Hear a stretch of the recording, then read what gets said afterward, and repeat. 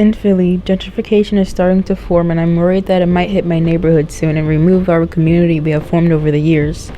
In this video, I'm here to show you interviews with people about gentrification. I'm going to ask them, what is gentrification, how does it affect people, and how we can help people in the environment. What is gentrification? Gentrification is a process of sometimes rapid neighborhood change in the simplest sense. I guess you could basically say gentrification is when the upper class, they map out a place where the lower class lives, they let it go under, and then they strategically take it over.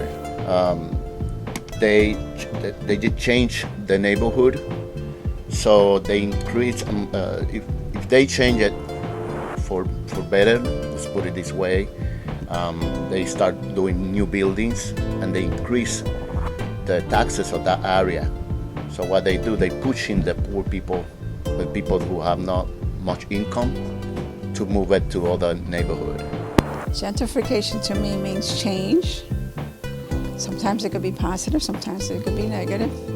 It really affects, depending on what type of neighborhood it is, it affects the culture. It affects people like socially, like communally, like when you have family in your neighborhood right next to you, or you have your church and its congregation right next to you, or you have shop owners that you've been shopping from for a long time, and they know you and you know them. And then things change after a few years where all those kind of like those daily kind of connections that you have in your life are, some of them moved away, some of them got priced out, some of them sold and left. And here you are in a neighborhood that is your neighborhood, but it doesn't feel like your neighborhood anymore. Well, people used to grow up in that neighborhood, and they create friends and the environment they like. And because of the gentrification, they have to pay more taxes. Like I said before, they have to move because they cannot afford the taxes of their house anymore. I don't think people can do anything now because gentrification is like, it's basically upon us. You could, I guess, pay attention to like community meetings and whatever's going on in your neighborhood, because a lot of times developers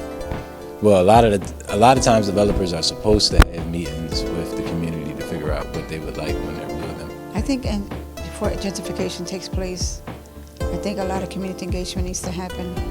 Unfortunately, I think also that doesn't happen. A lot of communication, listening to what's going on in your neighborhood, what is needed in your neighborhood before you offer gentrification.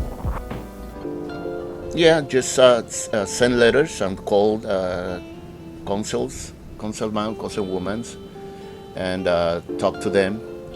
And also be together in a meeting in the neighborhood and talk about that. People can do one thing that I think will help tremendously with gentrification, and that is go out, make eye contact, talk to your neighbors, and get to know them. If you've been in the neighborhood for 30 years and you all of a sudden see like a troop of newcomers that seem scared or are just hustling from their house to the subway, make it a habit to say, hi, how you doing? My name's X. What's your name? And they'll maybe come back. If you're a new person and you're coming in and you can see like worries, or you hear little whispers about, the prices are going to go up, or this neighborhood's going downhill, all the yuppies are coming, you can reach out and say, hi, my name's Josh. Can I visit this church? Can I go to a Friends of the Park meeting and help out? The more that we intermix, the more that we learn from one another, the more that we understand the cultures at work in these gentrifying neighborhoods. It's not just one, it's many cultures. And if we talk to each other, learn from each other, understand each other, and work on things together.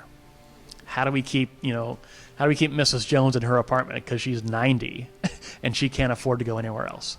Let's do a GoFundMe with the old community groups and the new community groups to help her stay here.